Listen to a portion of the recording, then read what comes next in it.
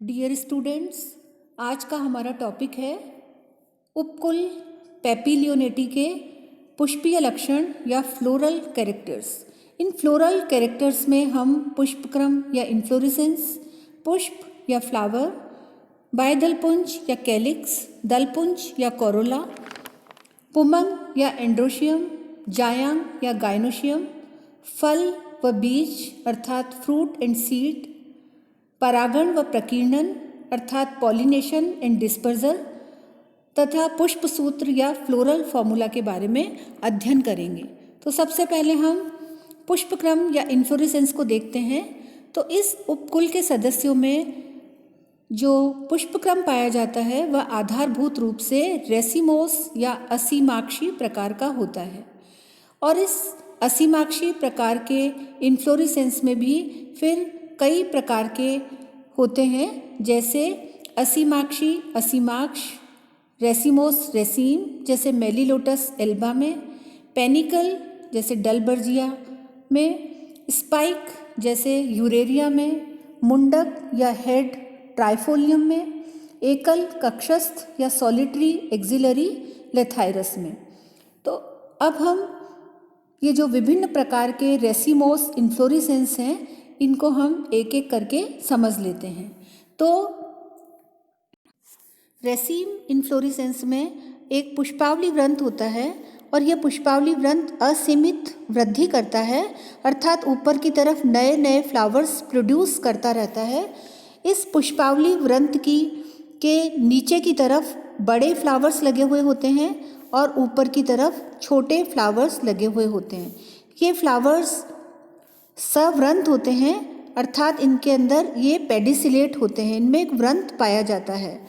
और ये फ्लावर्स जो होते हैं वे एक्रोपीटल सक्सेशन या अग्राभिसारी क्रम में व्यवस्थित होते हैं, अर्थात जो पुष्पावली व्रंत के जो दूरस्थ सिरा होता है वहाँ पर छोटे फ्लावर्स होते हैं, डिस्टल एंड पर छोटे फ्लावर्स होते हैं, और पुष्पावली व्रंत का जो समीपस्थ सिरा है उस पर ये बड़े फ्लावर्स होते हैं। तो इस प्रकार के इन्फ्लोरेसेंस को हम रेसीम, सिंपल रेसीम कहते हैं। अब यदि हम स्पाइक की बात करें तो स्पाइक इन्फ्लोरेसेंस जो है वह रेसीम के प्रकार ही होता है, लेकिन उसमें फ्लावर्स अव्रंत होते हैं।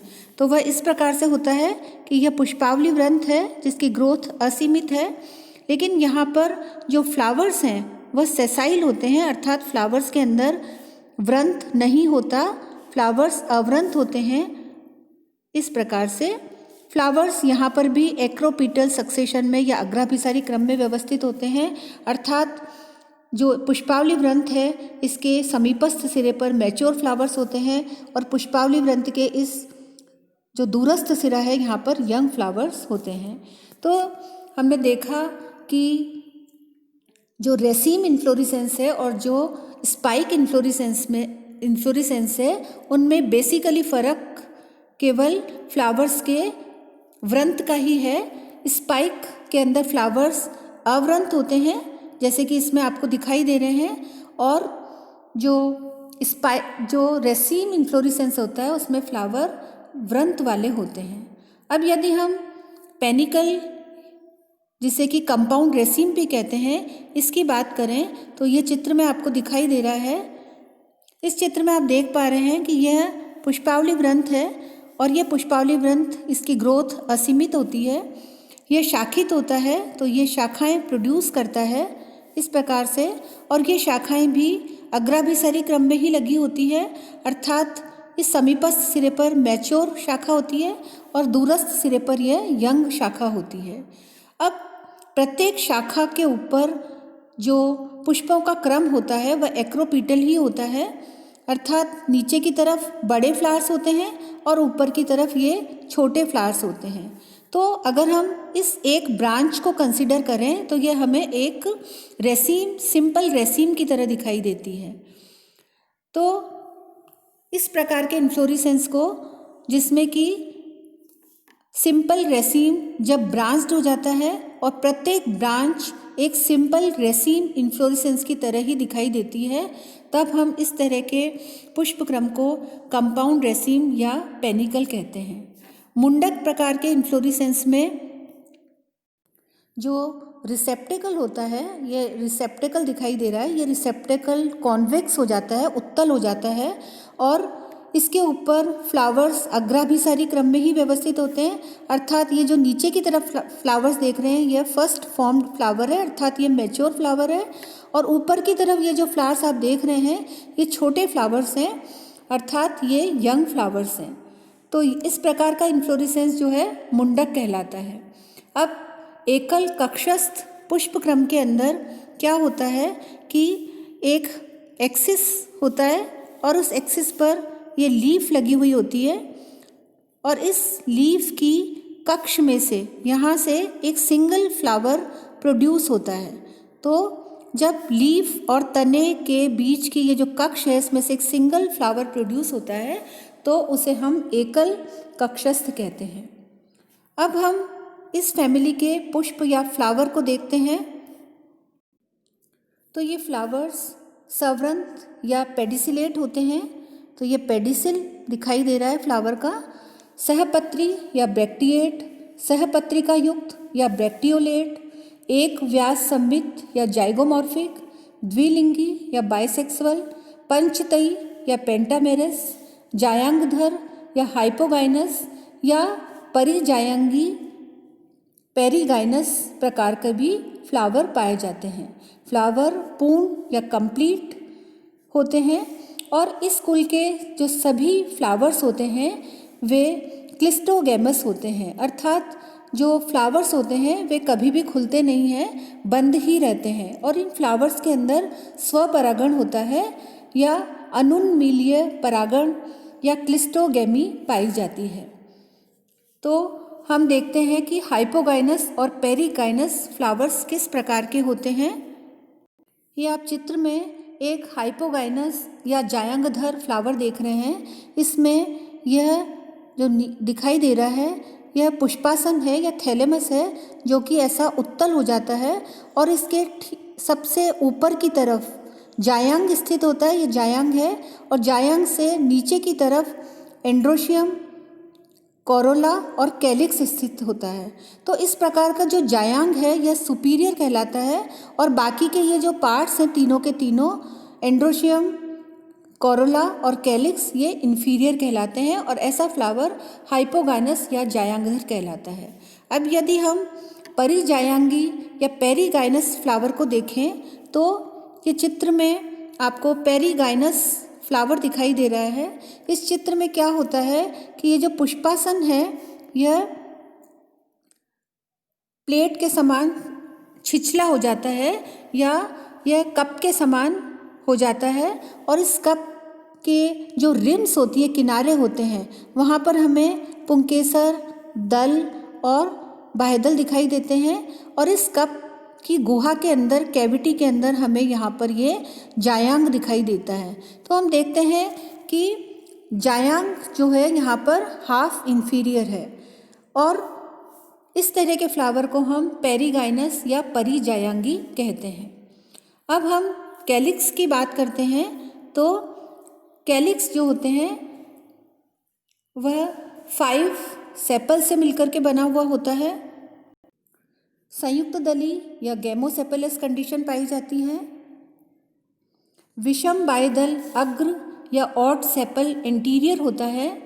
विन्यास कोर स्पर्शी या वॉल्वेट या फिर एसेंडिंग इम्ब्रिकेट होता है। तो यह आपको कैलिक्स दिखाई दे रहा है। इस कैलिक्स में आप देख रहे हैं कि 5 सेपल्स हैं और इस 5 सेपल्स में से 4 सेपल्स एक ही आकार के हैं और यह जो एक सेपल बड़ा है तो यह ऑड सेपल या विषम सेपल कहलाता है। और इस विषम सेपल की स्थिति जो होती है वह एंटीरियर या अग्र होती है। अब इस फैमिली के फ्लावर्स के जो कैलिक्स होते हैं उनमें जो बाह्यदल का विन्यास है वह वॉल्वेट या असेंडिंग इम्ब्रिकेट होता है, आरोही कोरछादी होता है। तो अब हम आरोही कोरछादी एस्टिवेशन को समझ लेते हैं। तो ये जो चित्र में आप देख रहे हैं यह आरोही कोरछादी एस्टिवेशन है। इस एस्टिवेशन में जो पश्च दल होता है अर्थात पोस्टीरियर सेपल जो कि मदर एक्सिस की तरफ होता है, ये पोस्टीरियर सेपल है, ये सबसे अंदर की तरफ है और ये लेटरल सदस्य हैं, लेटरल बायदल हैं। तो जो पोस्टीरियर सेपल है वह पार्श्व सदस्यों से ढका हुआ रहता है। तो ये अंदर की तरफ है और ये पार्श्व सदस्य इससे ढके हुए रहते हैं और ये पार्श्व सदस्य पुनः जो अग्र सदस्य हैं उनके द्वारा ये ढका हुआ होता है। तो इस प्रकार के एस्टिवेशन को हम आरोही कोरछादी कहते हैं। अब हम दलपुंज के बारे में पढ़ते हैं। तो दल 5 होते हैं। तो ये जो चित्र में आप देख रहे हैं ये 5 दल हैं। पृथक दली कंडीशन पाई जाती है। दलपुंज की जो आकृति है, शेप ऑफ कोरोला, ये विशेष प्रकार का होता है जिसे पेपिलियोनेशियस दलपुंज कहा जाता है या बटरफ्लाई शेप्ड कोरोला कहा जाता है। विन्यास अवरोही कोरछादी या वेक्सिलरी प्रकार का होता है या डिसेंडिंग इम्ब्रिकेट प्रकार का होता है। अब आप जैसे कि चित्र में देख रहे हैं कि ये 5 दल हैं, ये कोरोला है जो कि 5 दलों से मिलकर के बना हुआ है। इन 5 दलों में जो पोस्टीरियर पेटल है, पश्च दल है, ये सबसे बड़ा है और बाहर की तरफ होता है। इसे हम स्टैंडर्ड या ध्वजक या वेक्सिलम कहते हैं। अब 2 छोटे, ये वाला और ये वाला, ये 2 छोटे और पार्श्व पेटल्स होते हैं, इन्हें विंग्स कहते हैं। जबकि 2 जो और भी छोटे होते हैं और जो अग्र स्थिति में होते हैं, इन्हें हम कील या इन्हें कुकट या कैरिना कहते हैं। ये नौकाकार होते हैं। तो इस प्रकार से ये 5 दल होते हैं। स्टैंडर्ड 1, 2 विंग्स और 2 कील। तो इस प्रकार के जो दलपुंज का जो शेप बनता है, ये जो चित्र में आपको दिखाई दे रहा है, इसे तितली समान दलपुंज या पेपिलियोनेशियस कोरोला कहा जाता है। इनके दलपुंज के अंदर जो दल होते हैं उनका जो विन्यास है वह अवरोही कोरछादी या जिसे हम वेक्सिलरी भी कहते हैं, इस प्रकार का होता है। तो इस चित्र में जैसा आप देख रहे हैं, यह जो एक बड़ा दल है जिसे हम स्टैंडर्ड या ध्वजक कहते हैं, यह पोस्टीरियर होता है और यह जो होता है 2 जो पार्श्व दल होते हैं जिन्हें हम पक्ष कहते हैं या विंग्स कहते हैं, उनको ढके हुए रखता है। और अब ये दोनों पार्श्व दल जिन्हें हम विंग कहते हैं, ये क्या करते हैं, 2 अग्र दलों को ढके हुए रखते हैं। और ये दोनों जो अग्र दल हैं इन्हें हम कील या कैरिना कहते हैं, जो आपस में जुड़ करके ये दोनों जुड़े हुए होते हैं और एक नौकाकार संरचना बनाते हैं। तो इस प्रकार के एस्टिवेशन को, जो कि उपकुल पेपिलियोनेटी के फ्लावर्स में पाया जाता है, इसे हम वेक्सिलरी या अवरोही कोरछादी कहते हैं। अब यदि हम पुमंग या एंड्रोशियम की बात करें तो एंड्रोशियम को 10 पुंकेसर बनाते हैं और ये 10 पुंकेसर डाई एडल्फस कंडीशन या द्विसंघी कंडीशन दर्शाते हैं। अर्थात ये 1+9 के 2 गुच्छों में व्यवस्थित होते हैं। तो जैसे कि आप चित्र में देख रहे हैं, ये एंड्रोशियम है और इसमें 10 पुंकेसर हैं। इसमें आप देख रहे हैं कि एक जो सिंगल स्टेमन है, ये वाला, ये अकेला है और ये जो बाकी के जो 9 स्टेमन्स हैं, ये जो आपको दिखाई दे रहे हैं, इनके पुतंतुओं आपस में फ्यूज़ हो जाते हैं इस प्रकार से, लेकिन इनके जो परागकोश होते हैं वह फ्री रहते हैं और ये 9 के 9 पुंकेसर एक साथ जुड़ करके एक अलग ही ग्रुप बना लेते हैं। तो एक पुंकेसर अलग रहता है और 9 पुंकेसर जुड़ करके एक दूसरा ग्रुप बना लेते हैं। तो 2 ग्रुप्स दिखाई देते हैं हमें पुंकेसर के। इस कंडीशन को हम द्विसंघी या डाई एडल्फस कंडीशन कहते हैं, जो कि इस उपकुल के पुमंग की एक विशेषता है। मूंगफली व शीशम में केवल 9 ही पुंकेसर पाए जाते हैं, अर्थात इनमें जो एक पश्च पुंकेसर होता है वह अनुपस्थित रहता है। इसलिए इनमें एक संघी या मोनोएडल्फस अवस्था पाई जाती है। परागकोश जो होते हैं वे द्विकोष्ठी या डायथिकस, पृष्ठलग्न या डॉर्सिफिक्स्ड, अंतर्मुखी या इंट्रोर्स, और जो स्फुटन होता है वह लंबवत रेखा छिद्रों के द्वारा प्रदर्शित होता है। अब हम जायांग या गाइनोशियम को यदि देखें तो ये चित्र में आपको गाइनोशियम दिखाई दे रहा है। यह एकांडपी या मोनोकार्पिलरी होता है, एक कोष्ठी या यूनिलॉक्यूलर होता है, प्लेसेंटेशन मार्जिनल या सीमांत होता है, अंडाशय ऊर्ध्ववर्ती या सुपीरियर होता है, स्टाइल सरल होती है।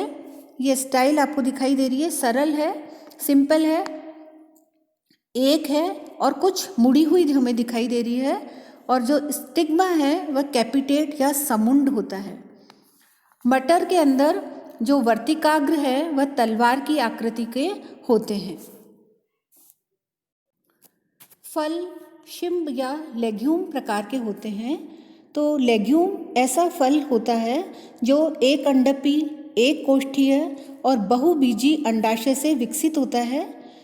जब यह फल पक जाता है तो इसमें जो स्फुटन है वह लंबवत या लॉन्गिट्यूडनल होता है, और यह जब स्फुटित होता है तो वेंट्रल और डोर्सल सूचर अर्थात अभ्यक्ष और पृष्ठ दोनों सीवनियों से स्फुटित हो जाता है। तो इस प्रकार के फल को हम शिंब या लेग्यूम कहते हैं, जो इस उपकुल के अधिकांश सदस्यों के अंदर पाया जाता है।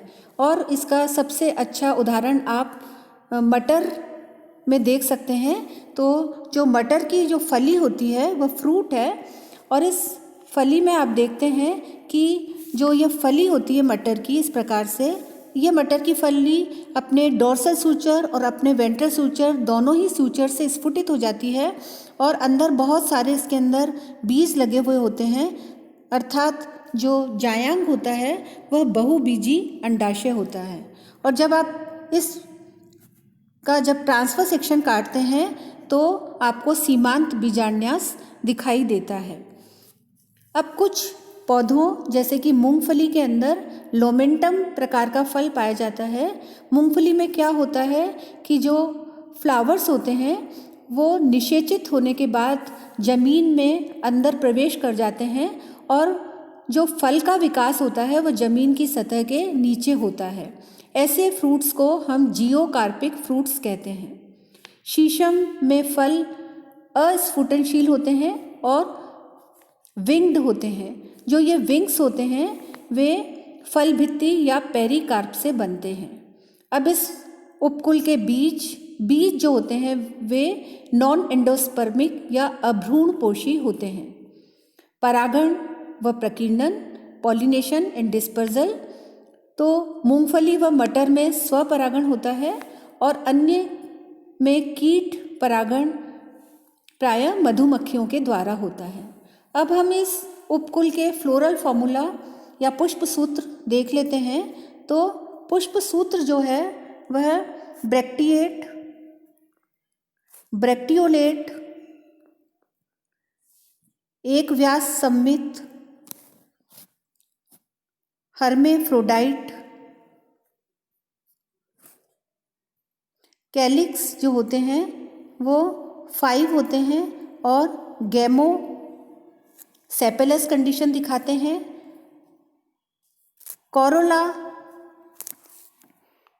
कोरोला 1+2+2 कंडीशन दिखाते हैं। ये जो अग्र दल होते हैं ये फ्यूज्ड होते हैं। एंड्रोशियम 1+9 कंडीशन दिखाते हैं। ये 9 स्टेमन्स जो होते हैं वे अपने पुतंतुओं के द्वारा फ्यूज्ड होते हैं, और परागकोश इनके फ्री रहते हैं, और ये कंडीशन डाईएडल्फस होती है। और जो गाइनोशियम है वे एक अंडपी होते हैं, और गाइनोशियम के नीचे हम अंडरलाइन करते हैं अर्थात सुपीरियर ओवरी है। तो इस प्रकार से ये उपकुल पेपिलियोनेटी के सभी फ्लोरल कैरेक्टर्स को हमने विस्तार से पढ़ा है।